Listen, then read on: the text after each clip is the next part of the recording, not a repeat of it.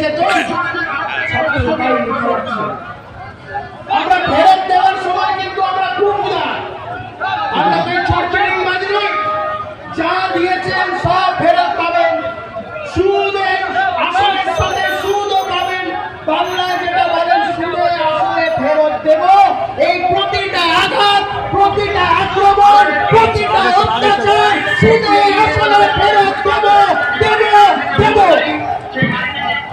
এটা ভারতীয় জনতা পার্টির প্রতিজ্ঞায়, ভারতীয় জনতা পার্টির আপনাদের প্রতি কমিটমেন্ট, আমরা ফেরত দেব।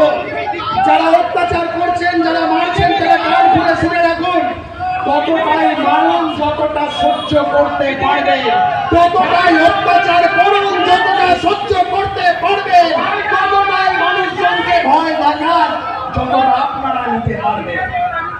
সরকার পরিবর্তন হতে চলেছে, সরকার পরিবর্তন হতে চলেছে, এটা সময়ের ডাক। আপনাদের উদ্দেশ্যে শুরু করবো, এখানকার যারা এই বন্যা জেলায় বহু সম্প্রদায়ের মানুষজন রয়েছে, বহু হিন্দু মানুষজন যারা বাংলা থেকে ধর্মীয় উৎপীড়নের দাঁড়িয়ে আছে, তাদের উদ্দেশ্যে বলছি, তৃণমূল মিথ্যাভাবে, তৃণমূল অবশেষে বন্যা বর্তমানে